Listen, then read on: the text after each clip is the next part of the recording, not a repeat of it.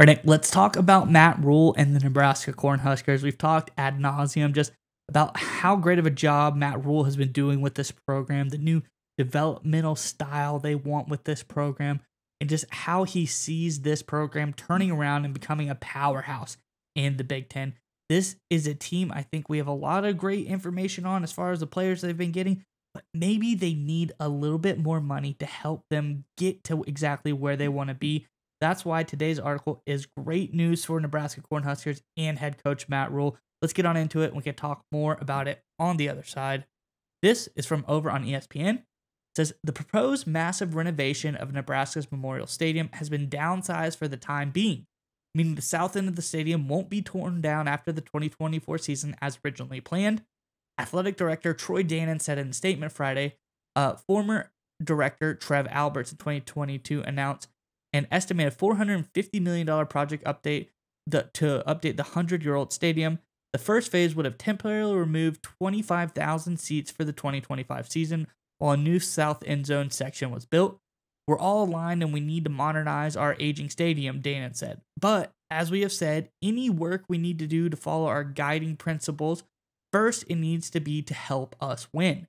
Second, it needs to be to advance the goals of our acquisition and retention of talent. And then third, and equally importantly, it must preserve our financial stability, one of the great assets of Husker Athletic. So I think that is very key here, Nick. They're smartly saying, hey, we need to win. We need to retain the guys we have and keep our financial stability. And I don't think necessarily fully renovating the stadium is in their best interest at this time. Curious what your thoughts are on this one, but Huskers fans, in the comment section below. It's a really interesting decision going on. I know people are probably excited about the new stadium, and it is getting renovated somewhat, just not all of it. What are your thoughts? Do you think that the money should be allocated to the program like they're saying, or do you think that this stadium renovation should have been full go ahead? Let us know what your thoughts are in the comment section below. But Nick, what do you think about this story about the Huskers? You know, it's great leadership at the top of the Nebraska athletic department and football program because that money could be better allocated for things to help Nebraska win football games because we're in a changing paradigm in college football. It's been coming for a long time now, but the reality is we're starting to see conferences, and there are now really only two conferences that matter. Let's be honest. I love the Big 12. I love the ACC, but there's the new SEC and the new Big 10.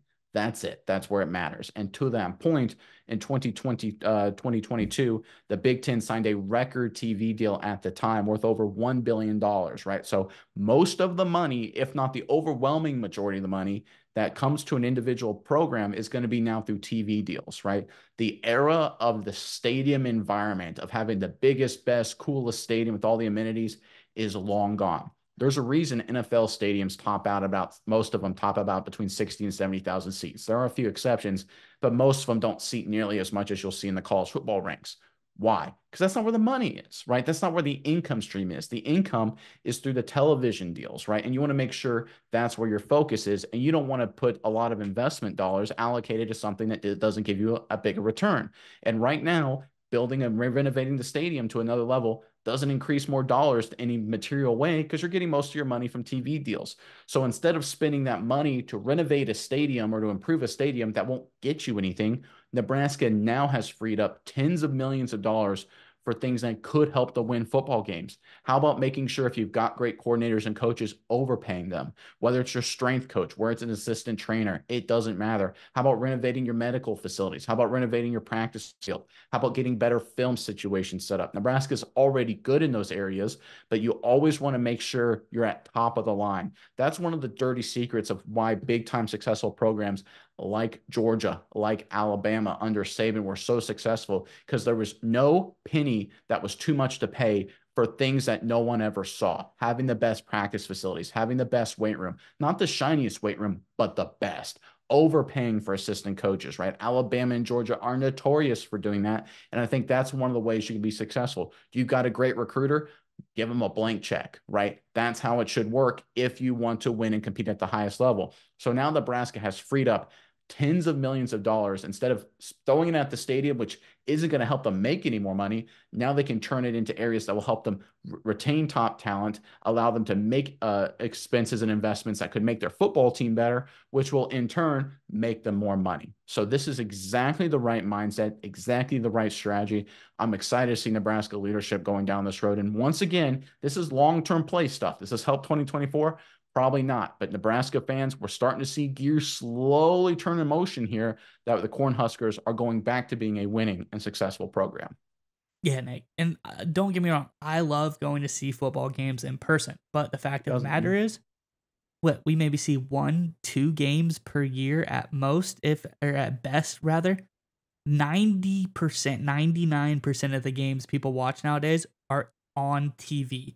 So it's like you said, getting that television production up, getting, not saving a little bit of money on the stadium, going to be big for you. Allocating, and when I say television production, putting your best performance on the field is rather what I should have said. Using the money towards that, I think it is going to be much, much better. And I think Trev Alberts, the former athletic director, he had an interesting idea, but I don't think his head was in the futures as much as Dannon's is. I think Dannon has a great grasp on what the future of college football is going to be. And back in April, he talked about this. He said the new model for college football is going to be a meritocracy. It's going to be a catch what you kill type of mentality, eat what you kill type of mentality, where people are going to be looking for and seeing, hey, the best teams deserve the most money. So now he's investing money into his team to get the talent level up there, to get Nebraska back where they need to be, and less so on their stadium, which isn't going to help them. So I think this is an investment into the team that he's hoping eventually. The world of college football is ever changing. We've seen a lot of change recently. He's hoping he can get ahead of the curve, get Nebraska where they need to be in the coming years so they can beat this, as he says, eat what you kill model, where the best teams get the most money, and he wants to be one of those teams.